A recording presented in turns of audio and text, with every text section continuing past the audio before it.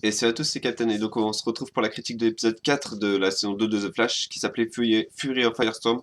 C'est tout de suite après ça.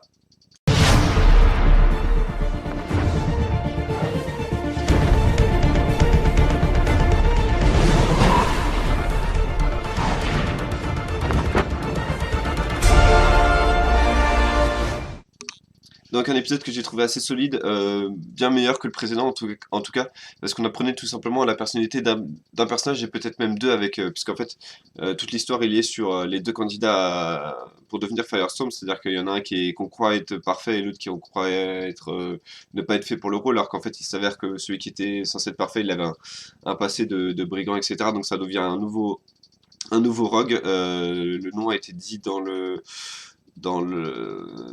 dans l'épisode, je sais plus, c'est Thomas Hack ou quelque chose comme ça. Je sais plus, il faudrait que j'aille voir sur internet, mais c'est un ennemi de Firestorm, donc typiquement, je pense qu'il va revenir plus tard. C'est d'ailleurs un des seuls ennemis qu'ils n'ont pas tué depuis le début de la saison. Donc j'ai bien aimé cet épisode parce que j'aime bien aimer le nouveau Firestorm. Je trouve qu'on a plus appris sur lui en un épisode que Ronnie sur la première saison. C'est-à-dire que Ronnie, j'avais toujours l'impression d'avoir Firestorm en face de moi. Là, on a vraiment l'impression d'avoir un personnage, voilà, qu'on a vu grandir, on a vu ses origines, on sait d'où il vient, et on sait que voilà, ça va faire un ajout solide, notamment pour dans le groupe de Legends of Tomorrow, à mon avis.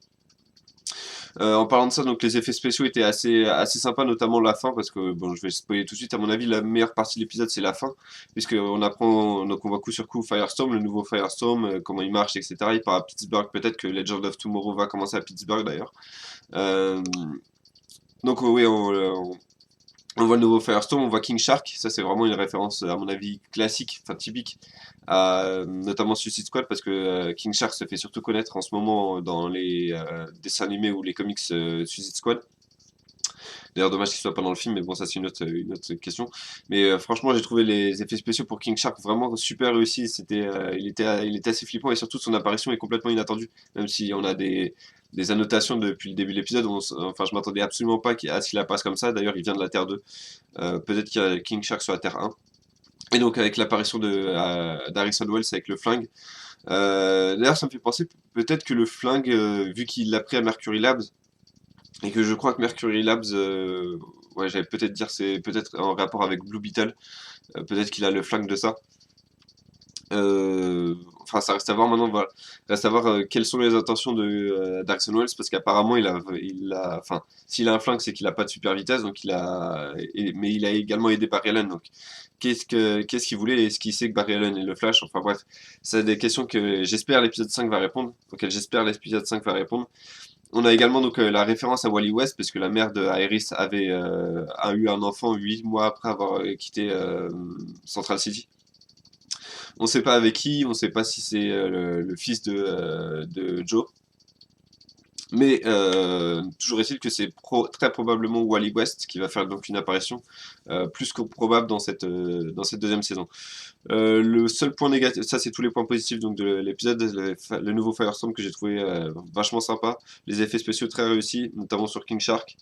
Euh, et sur la bataille Firestorm contre Thomas, je vais appeler Tomahawk, mais c'est pas ça. Donc King Shark, l'apparition d'Harrison Wells, la notion de Wally West.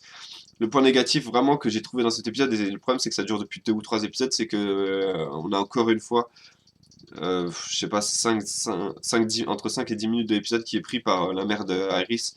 Donc personnellement, j'ai un perso dont j'en ai strictement rien à foutre. Alors, bien évidemment, ça a introduit Wally West, mais il y a peut-être d'autres moyens d'introduire Wally West que de passer une dizaine, enfin, ouais, en 2 ou 3 épisodes où l'intrigue secondaire, c'est de savoir est-ce que Iris va se réconcilier avec sa mère, est-ce que sa mère va se réconcilier avec toute la famille, etc. et rester à Central City.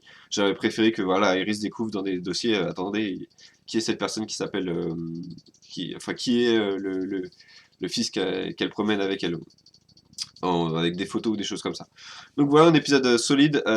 J'ai toujours malheureusement la petite impression que c'est pas tellement la saison 2 de The Flash. Pour l'instant, c'est plus une introduction de légende, une introduction géante à Legend of Tomorrow. Mais pour le coup, je préfère cette introduction à celle de la semaine dernière où Captain Cold, où on n'avait rien appris sur le personnage. Là, on apprend des trucs sur le nouveau Firestorm, on voit sa naissance. Et c'est un perso qui est plus humain du coup, et enfin, ça me rend un peu plus, comment dire, un peu plus sympathique le personnage de Firestorm. Donc voilà, j'ai mis la note de 7,5 sur 10 à cet épisode. Je sais pas si vous l'avez vu, n'hésitez pas à me dire ce que vous en avez pensé dans les commentaires si vous avez vu cet épisode. Et puis bah moi je vous donne rendez-vous sur la chaîne pour des critiques de séries d'essais animées ou des films d'essais animés, etc. Et puis bah sinon à partir de mardi prochain, il y aura la critique de la saison 1 de Supergirl qui commence véritablement. Et puis bah sinon on continuera avec Flash la semaine prochaine avec l'épisode 5. Donc je vous dis à bientôt.